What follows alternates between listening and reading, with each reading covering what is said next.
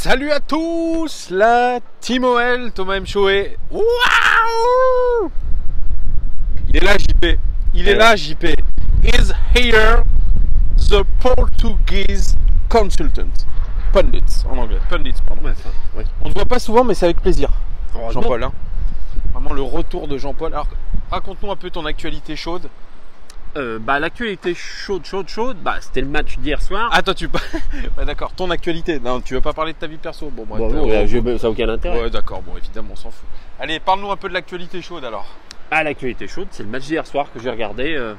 Lequel? Moi, j'ai regardé celui qui m'intéressait parce que j'étais curieux de voir Ronaldo avec la Juve. Ouais. Surtout après le match aller. Et, Attends, je te coupe. Comment on surnomme le Cristiano Ronaldo? Je sais pas. La girafe de Madère. Ah, d'accord. Pour ses coups de tête incroyables sur corner. Oui, donc d'accord. vas-y, continue. Ouais.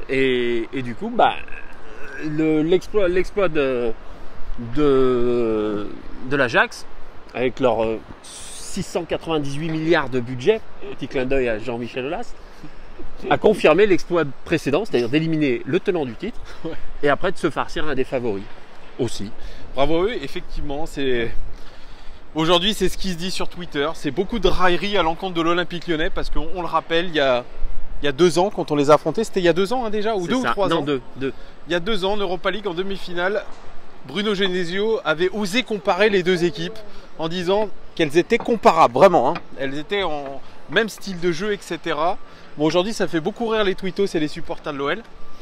Petite dédicace aussi à Lolo, un autre consultant de la chaîne qui nous a comparé le jeu de l'OL.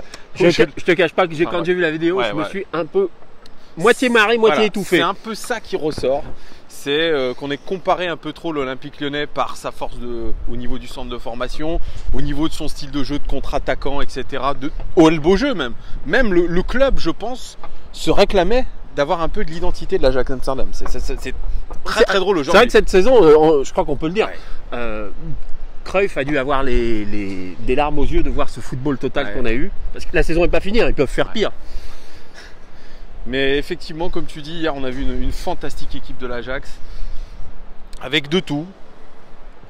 Des jeunes talentueux qui sont capables individuellement de porter l'équipe, Oui. un vrai système de jeu, des vrais principes de jeu, une vraie animation, des joueurs qui se battent les uns pour les autres. Enfin, une équipe. Voilà, quoi. une équipe quoi. Ouais. Un truc qu'on Et- n'a pas vu souvent, nous. Et des joueurs sans pression surtout. Sans pression. Moi je les ai vus jouer dans un fauteuil hier. Sans pression, c'est peut-être un peu exagéré. De la pression, t'en as toujours quand tu te rapproches un petit peu d'un exploit retentissant, tu vas en avoir forcément. Alors, Après, ça n'empêche pas de jouer, la ouais, preuve. mais très bien, mais parce que revenons sur l'OL et cette fameuse élimination contre Barcelone. Aujourd'hui, on est toujours bouche bée par rapport au spectacle qu'on a vu quand même. Lequel? Le spectacle des 2 matchs? Le spectacle des 2 matchs que nous a proposé l'Olympique Lyonnais dans un match coup près, dans un match, comme je l'ai dit, je pense qui a définitivement assommé l'OL à tous les niveaux. Qu'est-ce qu'on peut en penser alors, au final, de ce parcours en Champions League de nos gones? Au-delà du parcours en Champions League, qui a été un parcours moyen. Moi, je considère ça moyen parce que si tu analyses bien le parcours et les perfs de l'OL, il se qualifie à la dernière journée de la phase de groupe en ayant pris 4 points au premier du groupe et un des favoris. Donc, il n'y a rien d'extraordinaire. Ils se font taper par le Barça en ayant eu beaucoup de réussite au match aller parce que faire un 0-0 c'était miraculeux. Et puis au-delà de tout ça, ça a sonné à mon avis le point de départ de la fin de saison et de la chute. Parce que. Oui, donc tu es d'accord avec moi que finalement ce match-là et cette élimination a précipité Oui, oui, tout le clairement. monde dans le gouffre. Clairement parce que tu sais que tu ne seras pas champion. Tu sais que tu ne gagneras pas la prestigieuse Coupe de la Ligue. Et la prestigieuse Coupe de France. Non, enfin, à l'époque, non, tu ne savais pas encore. Ouais, tu savais pas. Mais tu avais un risque. Tu avais un risque de ne pas la gagner. Voilà, exactement. Parce que quoi qu'il arrive. Parce que ça restait un objectif au final après l'élimination contre le Alors Barcelone. pareil, c'est devenu un objectif au fur et à mesure, contrairement à ce qu'on pourrait penser, parce que s'il n'y avait pas eu cette inconstance de l'équipe, ce genre d'objectif, il avait même pas besoin d'être déclaré tellement ça paraissait évident, dans le sens où, je le répète, Genesio c'est 0 finale. 0 finale, une victoire en Esubio Cup, comme j'aime le rappeler quand même en début de saison. C'est évidemment tout le palmarès de Bruno Genesio, le seul palmarès de Bruno Genesio. Un Bruno Genesio, on en a parlé dans ta dernière vidéo avec moi, avait été au cœur d'une conférence de presse complètement ubuesque sur sa prolongation ou non, où on verra à la fin de la saison. Bref, une communication déplorable. Et là, au final, après une énième défaite contre Nantes, après celle de Dijon. Hein, et quelques bagarres avec les supporters aussi. Voilà, et c'est ça. Quelques bagarres avec les supporters. Oui, c'est vrai. Je suis bien placé pour le savoir, ça a chauffé. Ah, ça a chauffé. Bah tiens, raconte-nous un petit peu. Non, mais attends. Moi, je te dis, il y a eu une bagarre? Non, j'ai des collègues qui font la sécurité au niveau des supporters et ça a chauffé. Après le match contre Nantes, oui, ça a été quelque chose de. Mais bon, bref. Ça a été chaud, d'accord. Voilà. Bref, le contexte négatif autour de tout ça, d'un président Jean-Michel Aulas qui dit que Bruno Genesio est épuisé. Lui, quant à Genesio en conférence de presse, il dit que tout va bien, il a encore une super énergie. Eh bien non, le lendemain, il annonce quoi? Pour le bien du club, pour le climat du club, pour l'institution OL qu'il a dans le cœur et dans la peau, il arrête en fin de saison. D'accord. C'est quoi ton avis là sur cette... On est bien d'accord que celui qui avait les clés, c'est Jean-Michel. Ouais, tu le dis depuis très longtemps et tu as raison. Voilà. On est d'accord que même s'il nous a fait croire autre chose, dans son idée et dans son esprit, il était évident qu'il voulait garder Genesio parce que ça lui convenait parfaitement. Tout à fait. Un espèce de tapis. J'irai pas jusque là, mais ce côté un peu moyen en tout, ça lui va. Ouais. Lui ça lui va. Il pense que c'est bon. Là, ce que je lui reproche, moi, c'est ça, c'est d'avoir fait croire qu'il allait éventuellement chercher un autre coach. Résultat, il se tire une balle dans le pied avec sa deadline. Les résultats de l'équipe s'en ressentent. Le coach qui était déjà, à mon avis, pas très fringant, même si on va nous sortir que les joueurs n'ont pas lâché. Alors oui, soi-disant, les joueurs n'auraient pas lâché. Mais déjà, ils ont lâché le public. Hein. Ils ont lâché le public. Il n'y en a que deux qui se présentent à chaque fois auprès du public. C'est Lopez, on tient à le dire. C'est vrai que ça fait un peu tâche. Qui mérite sa prolongation. Hein, oui, mais sans doute. Et Léo Dubois. Le reste, c'est tout acheté. Alors, c'est pareil, petite parenthèse. Fekir, soi-disant, qui dit au public là de revenir au stade, de soutenir l'équipe contre Angers. Mais mec, déjà, t'es rentré contre Nantes, t'étais fantomatique comme déjà plusieurs matchs. Ouais, il a du mal. Et de deux, tu n'applaudis même pas ton public. En tant que capitaine, c'est ça la fout mal. Voilà. Ça la fout mal. Après, maintenant, on revient au sujet. Donc voilà, tout ça pour dire que le pompon de cette story, finalement, qui n'est pas fini, qui n'est pas fini, c'est maintenant que Genesio aille nous dire que pour le bien du club, il arrête. Mais j'ai envie de lui dire, mais bon, tu as dû t'entendre avec ton président pour faire ta déclat. Tu penses que c'est ce qu'il y a de mieux? Oui. Mais moi, si je devais penser à ta place et me dire qu'est-ce qu'il y a de mieux, mais si vraiment il y a un souci avec ton coaching, mais c'est pas à la fin de la saison que tu dois partir, c'est tout de suite. Il faut mettre Batik, il faut mettre le jardinier, il faut mettre ta concierge, qui tu veux. Ah, t'es pour mettre Batik, le coupé, non, mais il faut qu'il parte tout de suite. Pourquoi tu veux attendre la fin de la saison? Quelle est la plus-value de l'annoncer maintenant, sachant que tu vas pas rester? Tu penses que les il gens restera pas. Non mais attends, tu penses que ça fera un électrochoc? Je pense qu'on laisse partir, qu'il s'en aille de lui-même avant la fin de la saison. Ah mais j'en suis persuadé. Ah ouais, d'accord. J'en suis persuadé parce que cette info là, elle t'apporte quoi? Ça veut dire qu'il y avait, on le savait de toute façon. Oui, mais non, il y avait encore. Il y avait un faux suspense. Il y avait un faux suspense. Imagine, il arrive quand même à accrocher la deuxième place. Olas, il passe en force. Il passe en force et il le maintient. Mais Olas a dit aussi quelque chose après le départ de Genesio. Après, bon, ils se sont entendus tous les deux. Il a dit un club ne peut pas aller contre ses supporters. Qui a dit ça? Olas, il a eu le culot de dire qu'il ne faut pas aller contre les supporters alors que ça fait combien de temps? Ça fait au moins 2 ans qu'il va contre les supporters. Ça fait combien de temps qu'il te fait passer le message en disant c'est moi qui décide, c'est pas vous? Ouais, c'est ça. Donc, et même dans son entourage. C'est pour ça que la communication, elle est déplorable. Elle est déplorable et on est face à quelqu'un qui veut pas lâcher les commandes, qui croit qu'il a encore l'expérience. Ça, c'est autre chose. Oui, oui, non, mais attends. Ça, c'est autre chose. Il te dit encore que. Est-ce qu'on peut lui supprimer son compte Twitter? etc. On peut lui supprimer pour qu'il arrête de tweeter.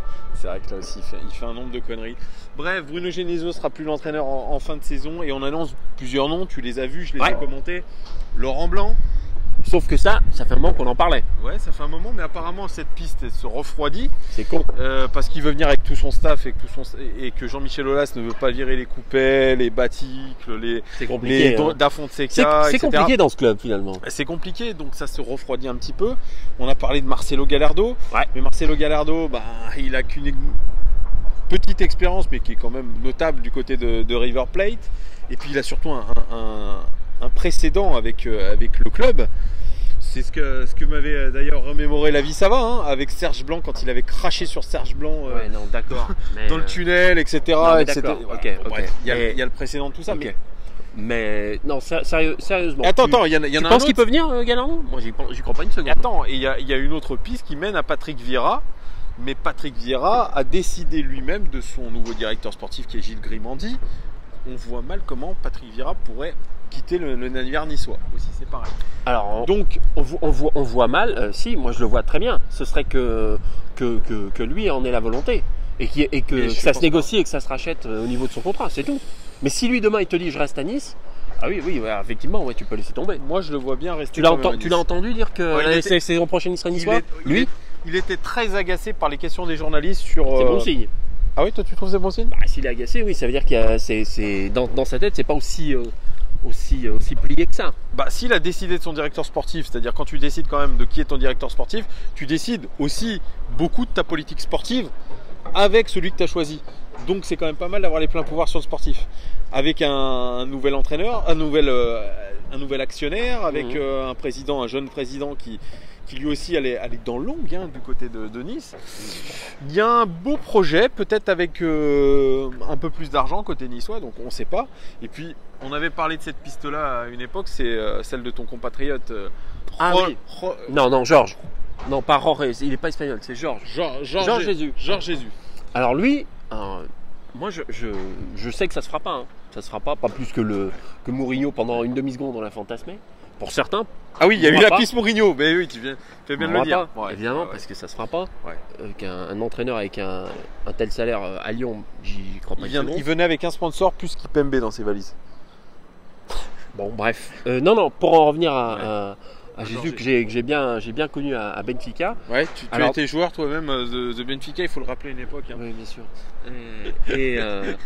Et par rapport à ce qu'il est capable de faire avec son groupe, ce qu'il est capable de transmettre et de faire progresser ses joueurs, j'adorerais le voir avec l'effectif de l'OL. Je suis pas certain qu'il n'y aurait pas 2-3 explosions, 2-3 étincelles avec le président, parce que c'est quelqu'un qui s'en laisse pas compter. Mais avec cet effectif, avec ce budget-là, parce que l'effectif on le connaît pas, et je pense qu'il sera la saison prochaine surprenant. Eh bien, attends, tu fais bien de le dire, et ça va être. Tu fais des bons coulissements, comment ça on dit des transitions. Des transitions, ben oui. Des belles transitions. Le coach, l'effectif, le budget et les ambitions, bordel. Et les ambitions, tu en parles, c'est bien. Avec qui l'année prochaine? On parle de beaucoup de joueurs. Là, je regardais encore aujourd'hui Dombele suivi par la Juventus pour 100 millions. Ou Semawar peut-être dehors. On va aller plus vite. Ndombele, s'il passe la visite, s'il nous fait pas une Fekir, il est pas là l'année prochaine. Ok. Il sera remplacé par un joueur a priori moins fort. Ou si Flo Maurice trouve encore une pépite de son chapeau. Peut-être. Voilà.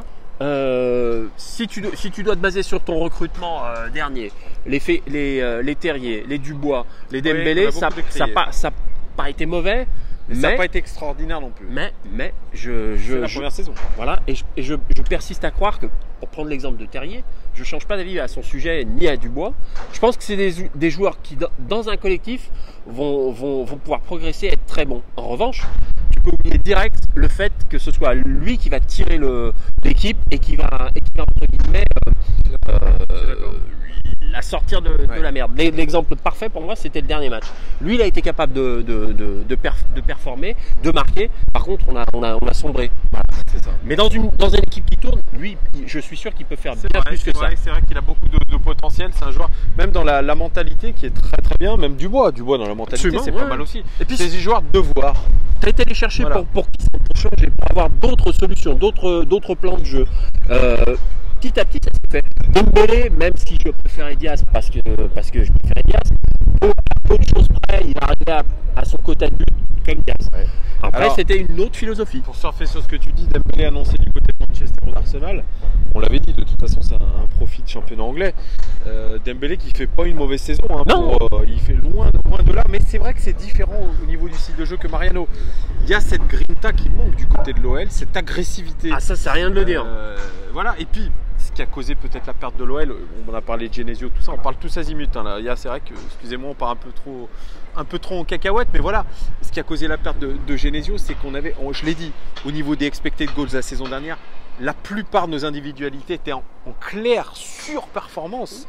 On a des joueurs qui étaient à 15, 17, 18 buts, mais qui auraient dû en marquer même pas la moitié de ça. Et j'avais dit à l'époque, attention, parce que ce que disent les expected goals, c'est que tu es en surperformance, mais aussi derrière ça, tu peux avoir une inversion de la courbe. Ouais, le retour du concret. Le retour du concret aujourd'hui, il est là. C'est que les individualités ne sont incapables de surperformer de nouveau. Le collectif est absolument atone. Et surtout, Bruno Genesio a changé de composition d'équipe, de système de jeu, je ne sais combien de fois dans la saison, qui ne permet pas d'avoir un vrai fond de jeu, d'avoir des automatismes, etc. Non, c'est sûr. Mais à ça, moi, je t'oppose ce qui a fait, entre guillemets, à certains moments clés, sa force et sa qualité. C'est-à-dire qu'il a pris et il a choisi la compo du moment. Du moment, c'est ça exactement, voilà, je suis d'accord. Entre celui qui va être le meilleur pour ce match-là, entre celui qui est le plus impliqué, entre celui qui marche pas sur le terrain, et entre celui qui est capable de tirer. Et ça peut pas créer une émulation positive, parce que ton 11 de départ, tu l'as... C'est une équipe de coups. Voilà, c'est une équipe de coups. Et d'ailleurs, dans la communication de Genesio, c'était toujours sur la forme du moment. T'as raison. Il était toujours en train de dire, ah bah tiens, on a battu City. Ah bah tiens, maintenant, on va... Non. Voilà, c'était toujours ça. Tu fais pas une saison comme ça. Alors que Genesio, il aurait plus dû voir, je pense, la performance dans sa globalité depuis le début. Et quand tu disais, est-ce qu'il a été capable de tirer le maximum de son effectif aujourd'hui? J'ai pas changé d'avis. Non, c'est pas en disant Ndombele il a été en équipe de France, Aouar il se rapproche de l'équipe de France. Il y avait un de tes suiveurs ou toi qui disait Ndombele il était déjà bon dans le club d'avant. Hein. Oui, c'est ça. Ça a juste confirmé. C'est aussi con de dire ça que si demain je te dis Laszlo Bologna, c'est lui qui a mis le premier Ronaldo sur le terrain. Ah ouais, enfin n'importe qui aurait pu voir qu'il était bon. Hein. C'est ça, donc effectivement voilà, donc on revient sur les joueurs présents la saison prochaine. Donc Dembélé pas sûr, Fekir c'est loin d'être sûr parce que là les performances sont clairement pas terribles. On a parlé de Marcelo aussi, Marcelo comme un élément défaillant de notre défense. On est la 9e défense de Ligue 1, il faut le rappeler. J'oublie aussi la bonne surprise, ça a été Denayer qui a bien fait le boulot. Ouais, Denayer au niveau des recrues. Ouais, Denayer a bien fait le boulot, mais il était avec un autre défenseur, donc ça perd avec Marcelo qui était catastrophique. Et pourtant, Marcelo, tu as une statistique énorme, c'est celui qui remporte le plus de duels aériens dans les 5 grands championnats. Oui, sauf qu'il te coûte à chaque fois un but et qu'il ne peut pas marquer lui-même pour compenser le but qu'il a pris. C'est ça le souci. Le gros souci, c'est que s'il avait cette qualité dans les airs, d'ailleurs qu'on lui reconnaît, il n'y a pas de souci. Et si c'est le meilleur dans les airs, c'est qu'il y a eu beaucoup de taf à faire pour notre équipe au niveau défensif. Oui. Donc la défense, effectivement, Denayer a tenu comme il a pu. Là, ça commence à être un peu plus difficile parce que physiquement, c'est un joueur qui enchaîne quand même une saison quasi complète. Quoi qu'il en soit, si on parle pognon, la saison prochaine, du cash et du frais, il y en aura. Le problème, c'est comment ça va être investi. Exactement. Ce qu'on va en faire et surtout, je vais pas être pessimiste, mais je vois pas pourquoi Jean-Michel Aulas changerait de politique et de stratégie. Ça va être encore une fois et à la fois du gagne petit et un manque d'ambition à chaque fois. On verra qui choisit comme coach, mais ce sera évidemment un bon indicateur. Voir s'il est capable de ramener des joueurs, soit d'en faire venir. Il faut que ça se décante très vite. Et puis très vite. La dernière rumeur qui date d'il y a 2 jours, c'est le retour de Gonalon à l'OL. Pour ou contre alors Pardon. Ah, là, le Gonalon à l'OL. Gonalon à l'OL. Bah, moi, La version J'ad- de Lucas Touzard. J'adore Retour vers le futur, j'adore Gonalon, mais je crois que c'est. Ah non, c'est non. bah non. Joueur trop blessé, toujours pas confirmé dans des grands clubs pourtant, que Non. ce soit l'AS Roma. Ou alors à ce moment-là, il fallait pas le laisser partir. Ouais, à ce moment-là, je crois qu'il y a un truc qui s'est cassé de toute façon, rien qu'avec le président Olas. Aujourd'hui, revenir pour lui, c'est se créer plutôt des ennuis qu'autre chose. Non, moi je reviens pas à la maison. Pourquoi ne pas faire revenir Grenier d'ailleurs? Bah, si tu veux faire revenir quelqu'un, faire revenir Benzema à ce moment-là. Ouais, c'est Non, pareil que on n'a Mourinho, pas le droit. mon ami. Ah, d'accord. Donc voilà, on a fait le tour de l'actualité de l'Olympique Lyonnais, les gars. J'espère que vous êtes contents du retour de cet homme. C'est vrai qu'on le voit pas souvent, mais sa parole elle est précieuse. C'est un gourou. C'était notre talisman à tous. Jean-Paul JP de son surnom à la casquette rouge. Voilà, dites-nous tout en commentaire, les gars. Est-ce que vous êtes d'accord avec JP, avec son analyse de la situation de l'OL? Et surtout, quelle fin de saison on va avoir? Alors Parce oui, que pour oui, l'instant, j'allais te dire, quelle fin de saison. Voilà, on va conclure là-dessus. les deux derniers matchs, c'est pire que ce que je pensais. Ouais, C'est vraiment pire que ce que je pensais. Vous vous rappelez, on a trop souvent entendu, et à force on s'est persuadé, l'OL va finir en boulet de canon, l'OL finit bien la saison, etc. C'est championnat, patati patata. Les deux joueurs qui t'ont sauvé la mise l'année dernière, c'était Fekir et Depay. Ces deux joueurs-là, tu peux oublier. Ouais, tu peux Il y en a un qui est aux patates et l'autre qui a la tête ailleurs. Voilà. Et la ligne droite, elle s'est déjà mal goupillée, il reste 6 matchs et ça peut être la cata. Hein. Ça peut être la cata complet. Je change pas d'avis, hein. Je persiste à dire qu'ils finiront 3e. Mais ils méritent pas autre chose. D'accord, mais donc tu vois une victoire contre Angers vendredi. Pardon. Je vois une victoire contre Angers. Oui. Je vois une victoire contre Angers parce que il va bien falloir inverser la tendance. Voilà, dites-nous tout les gars, en commentaire. Toujours commentez. On lit tous vos commentaires, on répond pas à tous, mais on les lit tous avec intérêt. Merci de vos avis, de vos likes, vos abonnements. Merci à vous les gars. On est là, on soutient quand même l'OL, on n'a pas l'impression. On n'a pas le choix. On n'a pas le choix les gars, on espère quand même que ça va bien se finir, mais on pourrait tout perdre, ce n'est que mon avis JP. Et d'un autre avis, dites-nous tout en commentaire les gars, et puis on... Attends, tout de suite, tout perdre, le pire du pire du pire. Pas d'Europa League. Non, mieux que ça, ce serait que Saint-Étienne finisse devant. Alors là, à mon avis, ça c'est un vrai supporter. Ils foutent le feu au stade à mon avis. Hein. Si Saint-Étienne finit devant, alors là... je ne donne pas cher. C'est vrai que t'as pas tort. Voilà les gars, on vous dit à très bientôt. Peut-être avec l'avant-match, je sais pas, tu seras là. On verra. T'es jamais là, toi, ta parole est rare, j'ai plein de effectivement. trucs. Ciao les gars, ensoleillé à Lyon, regardez ça. Ça y est, c'est le retour du printemps, 24 degrés, on est au top là. Grave. Ciao ciao.